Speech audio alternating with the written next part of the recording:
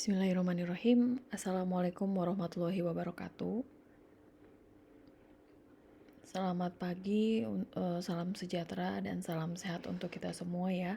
Kita bertemu lagi di pertemuan ketiga gitu ya, di materi tentang budaya organisasi di mata kuliah Psikologi Industri dan Organisasi. Oke, mungkin kalau kita mendengar istilah budaya atau istilah organisasi sudah tidak asing lagi mungkin di telinga masing-masing gitu ya.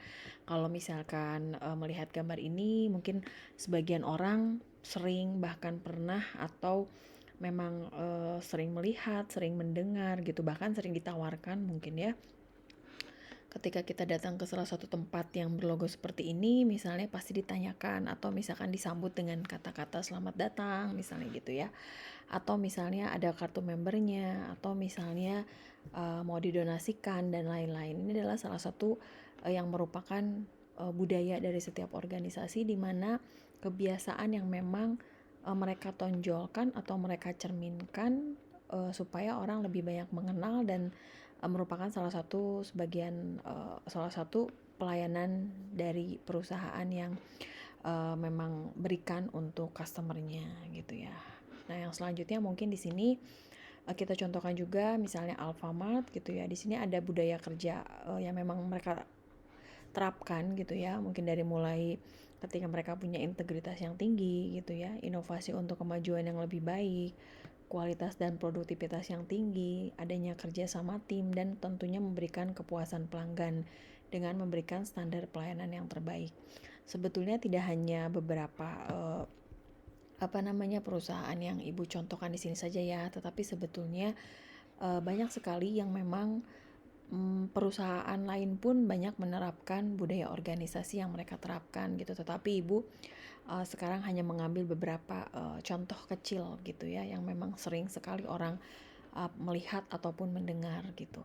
Nah, yang selanjutnya mungkin dengan McDonald. Di sini yang kita tahu pasti budaya McDonald ini mereka lebih menekankan pada pemberian kualitas yang baik gitu ya, pelayanan yang memuaskan dan memberikan kebersihan juga terhadap konsumennya gitu, dimana restoran ini setiap atau semua di penjuru dunia ini memiliki tampilan yang sama, punya nuansa yang sama dan punya atmosfer yang sama gitu. Supaya apa? Supaya mereka lebih memberikan nilai dan konsistensi yang diberikan oleh perusahaan terhadap para pelanggannya gitu, sehingga mereka harus mau tidak mau menegakkan aturan yang memang mewajibkan untuk diikuti gitu ya, dalam artian di setiap negara gitu ya pasti penampilannya itu sama. Misalnya ketika kita contohkan dengan burger yang disajikan di New York ataupun dengan disajikan dengan di Jakarta, kurang lebih sama gitu, karena mereka memberikan konsistensi gitu ya, dan memberikan aturan secara tegas bahwa wajib mengikuti apa yang sudah menjadi budaya dari organisasi tersebut, misalnya seperti itu gitu. Nah, kita berbicara corporate culture di sini, apa sih sebetulnya yang dimaksud dengan corporate culture? Jadi corporate culture ini adalah suatu tata nilai yang memang berasal dari sejumlah manusia atau anggota dalam suatu organisasi, di mana tata nilai tentang apa yang dianggap penting dan apa yang dianggap benar gitu. Nah, bagaimana ketika kita berbicara tentang kepemimpinannya? Biasanya kepemimpinan yang kompeten di paling atas atau di puncak gitu, biasanya mereka akan berlandaskan pada visi dan pengalamannya yang menjadi faktor utama untuk penentu keberhasilan perubahan corporate culture ini gitu. Nah, kita lihat di sini ada beberapa tingkatan dari contoh budaya organisasi dibagi menjadi 3. Mungkin yang teman-teman sering lihat atau sering mengalami mungkin ya, atau bisa terlihat tetapi tidak terasa gitu ya. Ibaratnya ada sih sebetulnya yang budaya menerapkan seperti itu, tetapi kadang tidak begitu terasa misalnya, atau hanya dilihat oleh kasat mata. Itu masuknya ke budaya organisasi artepak, di mana lingkungan fisik organisasi, adanya teknologi dalam perusahaan, dan cara berpakaian dan lain-lain itu masuknya ke budaya organisasi yang memang bersifat secara kasat mata, atau istilah lainnya adalah artepak gitu ya. Yang kedua, kalau kita lihat dari segi nilai, biasanya kalau segi nilai itu sulit diamati langsung seperti apa, seperti prestasi kerja, prestasi karyawan gitu ya, kedisiplinan dan lain-lain gitu. Kalau ini kan memberikan nilai yang bagus gitu, nilai yang baik untuk setiap karyawannya ataupun untuk setiap organisasinya gitu. Nah, yang ketiga tentang anggapan dasar. Budaya itu mudah diterima tetapi sangat krusial gitu ya. Mungkin salah satunya ada yang menekankan bahwa atasan itu tidak pernah salah gitu. Mungkin ada yang seperti itu, atau anak buah selalu salah, atau konsumen adalah raja. Nah, itulah anggapan dasar yang memang terjadi gitu ya ketika kita berbicara tentang budaya organisasi gitu. Nah, kita lihat di sini peran budaya organisasi gitu ya. Kalau misalnya kita melihat ada organisasi, ada kebiasaan, ada proses, ada people, dan ada structure, di mana satu organisasi ini semuanya akan dipengaruhi oleh culture yang ada, oleh budaya yang ada gitu ya. Didukung oleh siapa? Didukung oleh orang di dalamnya, oleh prosesnya dan struktur yang memang mereka menopang untuk semuanya, sehingga organisasi tersebut atau perusahaan tersebut gitu ya bisa menerapkan budaya yang memang bisa diikuti oleh semua pihak yang bekerja di sana. Dari mulai ketika kita menentukan etika kerja, memberi arahan pengembangan bisnis, meningkatkan produktivitas kerja, mengembangkan kualitas barang dan jasa, serta memotivasi pekerja untuk mencapai prestasi yang lebih tinggi. Jadi inilah peran-peran budaya organisasi yang memang seharusnya itu harus ada di dalam organisasi atau di dalam ya kita berbicara bisnis atau kita berbicara perusahaan seperti itu ya. Nah, adapun dampak dari budaya organisasi terhadap perusahaan gitu yang memang ketika budaya organisasi ini tidak didukung oleh beberapa aspek gitu ya, atau beberapa hal-hal yang terkait di dalamnya gitu ya, seperti etos kerja tidak ada, kinerja organisasi tidak ada kontrol dari organisasi, itu mungkin budaya organisasi juga tidak akan berjalan dengan baik gitu ya. Nah, budaya organisasi disinilah memang harus selalu didukung oleh kinerja organisasi yang baik, oleh etos kerja yang baik pula. Setelah itu baru organisasi tersebut bisa melakukan filter gitu ya, atau pengendalian, atau memilah mana yang baik, mana yang tidak, mana yang salah dan mana yang tidak gitu ya. Seperti apa gitu ya. Nah, karena dari budaya organisasi ini akan sangat banyak mempengaruhi aspek-aspek kehidupan organisasi yang lain gitu ya. Seperti proses pengambilan keputusan, pihak pengambil keputusan seperti apa, sistem imbalan kerja, sistem pengembangan karir, perlakuan organisasi terhadap karyawannya, serta bagaimana organisasi tersebut bereaksi terhadap lingkungannya. Ini yang akan berdampak besar budaya organisasi terhadap perusahaan tersebut gitu ya. Nah, bagaimana sebetulnya dikatakan bahwa budaya itu sebagai sistem pengendalian organisasi, di mana kalau memang budaya tersebut didukung oleh asumsi yang baik, kepercayaan yang baik, nilai inti yang baik, norma yang baik, sehingga budaya tersebut akan menciptakan perilaku organisasi yang memang betul-betul menjadi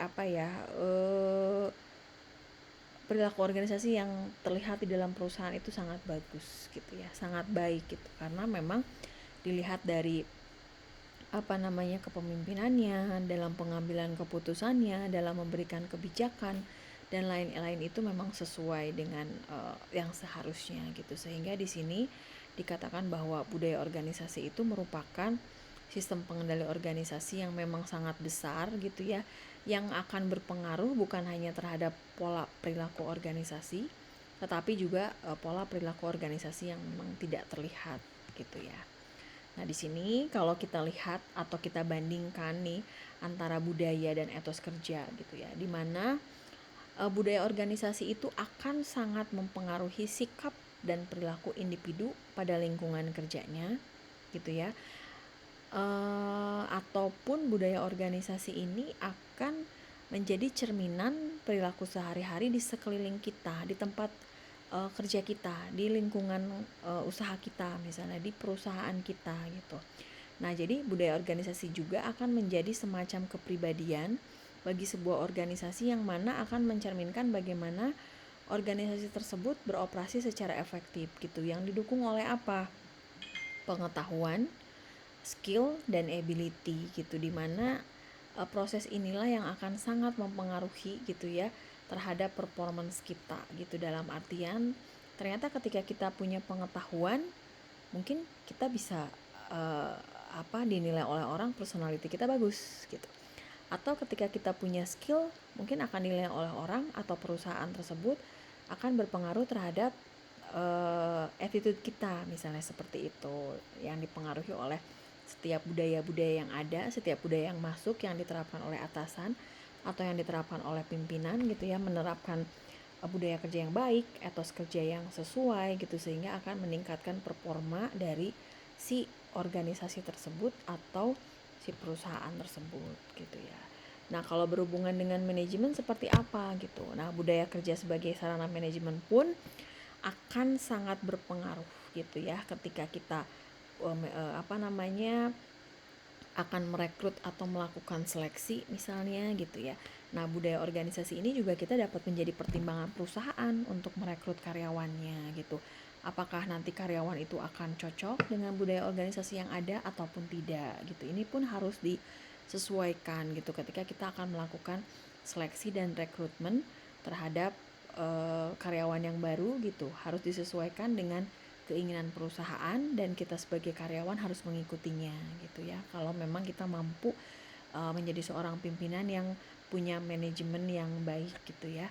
Ataupun yang selanjutnya adalah social tools and learning, di mana organisasi ini akan dapat mengembangkan pedoman dan sistem pembelajaran untuk memastikan karyawan baru itu akan mudah untuk memberikan atau memahami nilai dan perilaku yang diharapkan dari organisasi tersebut gitu. Jadi apakah ketika karyawannya misalnya dia punya perilaku yang baik gitu ya, dia mampu mempelajari apa yang seharusnya dia pelajari gitu ya, memberikan pelajaran gitu sehingga organisasi tersebut bisa memberikan kontribusi yang positif gitu ya. Nah, itu pun salah satu dari manajemen tools yang memang harus ada gitu ketika dalam satu organisasi atau dalam satu budaya kerja yang ada di perusahaan tersebut. Atau yang selanjutnya adalah reward system. Bagaimana ketika perusahaan memberikan reward, memberikan penghargaan gitu yang diberikan untuk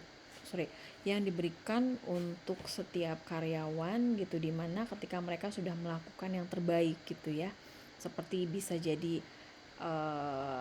sikap disiplinnya atau kinerja yang baik, itu pun memang perlu dilakukan gitu, sehingga budaya kerja ini sebagai sarana untuk memanage antara si atasan, si pimpinan dengan bawahan atau dengan karyawan gitu ya.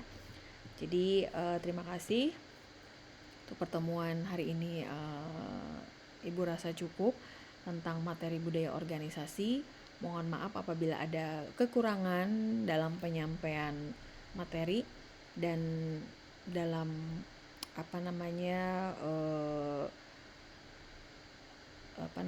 dalam memaparkan materi hari ini gitu ya. Semoga materi hari ini yang disampaikan bermanfaat untuk semuanya. Terima kasih bagi yang sudah menyimak untuk materi hari ini. Selamat pagi semuanya.